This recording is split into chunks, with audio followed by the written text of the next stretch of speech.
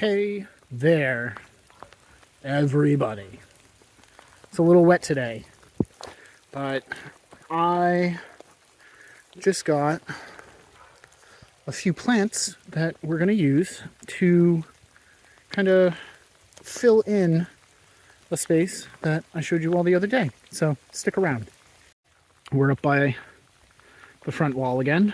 There's the street on the other side. We have a bunch of the 9-barks, mountain mints, daffodils, hostas, and hopefully some gingers soon coming up. But at our feet, you can see my little nursery spade right there in the dirt. And you can see a fresh orange tag right there. And we got our Fedco order in. And I had just ordered a few things. Actually, this is probably the smallest Fedco order I've ever placed and received. But what we've gone and done, we got 2 witch hazels that are just hanging out in the slightly murky water, just waiting for their turn to get planted. And right now, what we are working on, you may recognize the flower buds. We have another cultivar of Amelanchier alnifolia. Bam! This one is the cultivar called Smoky. And one of the things I will say, I was digging up some Amelanchiers the other day, and I was like, Cheesy Pete's, they don't have a whole lot of roots. Certainly not like a ton of white-looking feeder roots. And this is what we got today. And it's pretty nice to see that my plants are looking very similar. Oh my gosh, the rain. I hope my phone doesn't just quit on us. But on this side of the Bad Larry, you can see all of these little growth tips right here. And all of those want to be additional plants. And so what we're going to do is we're going to come in and right at this little hook here, we're going to nick it. So we'll come in and just, boop, bam. Now, this mother plant is going to be easier to stick in the ground, and this cutting is likely going to take off, and we'll find another place for that. I'm going to do a little bit of work, and then I will show you what else is going on. All right, so we are all dug in. Only took a few minutes, so we have witch hazel number 1, and then almost directly behind it, witch hazel number 2. That little pink tag right there. This one is where that black cherry sapling was, and the one back there is where a cluster of forsythia was. And, you know, there's another cluster and another cluster and another cluster, but for now, that's one fewer forsythia. Wave to the neighbors. And then we have Smoky number 1 and Smoky number 2. This one needs to get some mulch kicked back over it, which we will do. One of the things that I am making sure to do is to kind of keep these couple of branches in some contact with some mulch and soil, because I do want them to continue spreading as is their habit. They really do like to run after the first year or so, and if I can encourage that behavior, they'll just continue to fill this space in with pure loveliness. So I think that's great.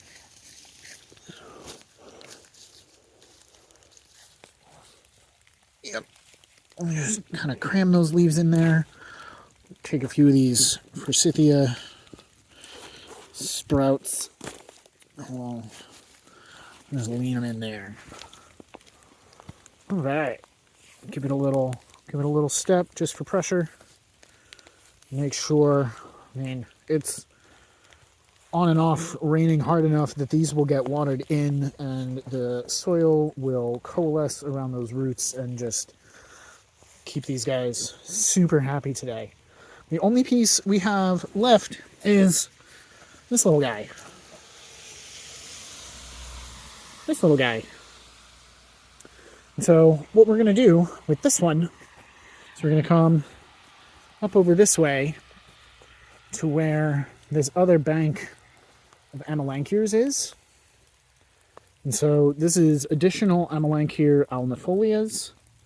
And I took one little side shoot that broke during shipping, stuck that on that side. We have a cluster of these going in here, and then kind of a blank space. So I think this little cluster is going to go right in here.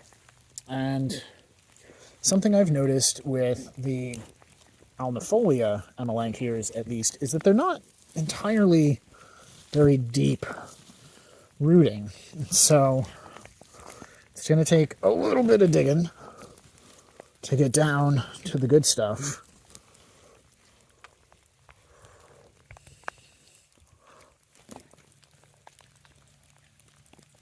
Look at that. Huh, I wonder what that was. And so we're just going to clear this out a little bit. And I can see some still real chunks of wood, but I'm getting into some real soil particulate now. And so what I'm going to do is just excavate a little bit more on this side. We're just breaking some of these little twigs up till we hit the soil.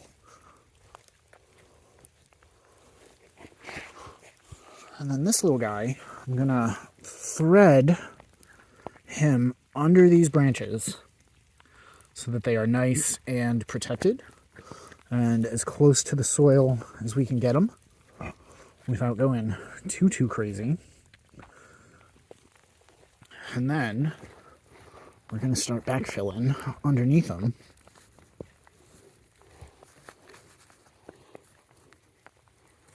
Right like this. So what I don't want to do is have these snap, but what I do want to have them do is poke through some of this substrate. And so we'll just spread this out just a little bit so you can kind of get an idea of it. If I was better prepared, I'd have a little tripod. But we'll see. Maybe this will allow me to show what I'm doing. And so I'm just gently teasing these out and spreading them so that we have a whole bunch pointing, yes, in the same direction, but also with that little bit of extra space between them so that it kind of fills in a little bit more aesthetically and a little bit more nicely. Oh, there you go. Falling over on the job. All right, so we got a little growth tip. We got some growth tip over here. And there are a handful more just under the mulch in here. There's one. Boop. Oh, little guy. And so what I expect is that maybe not super soon, but in the near future, I'm going to see more Amelanchiers popping up in this little space. And then I can tell that the baby Amelanchiers, this is one right where my fingertip is, are liking this space. They've been pretty heavily shaded for the past few years due to the trees that we just had removed.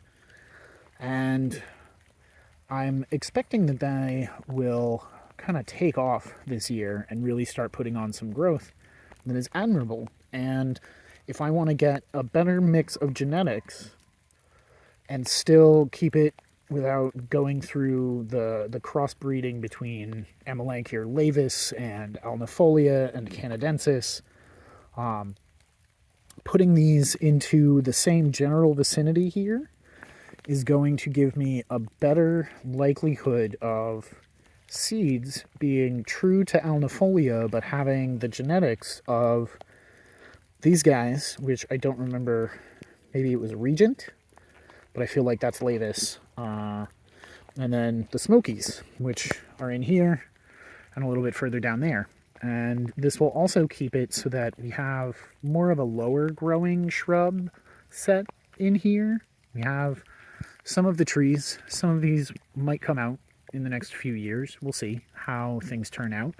But I'd like to have sort of a wall of greenery and food that allows me to also see into the street and wave at neighbors and generally be a nice guy. And so, of course, as soon as I start finishing up, the rain is slowing down. I'm sure that there will be more in the near future for me to contend with, and that will water these in more deeply. But yeah, I'm pretty happy with how this space has begun to transform, and I'm looking forward to showing you all how it continues to transform. So, till next time, thanks for watching. Happy planting.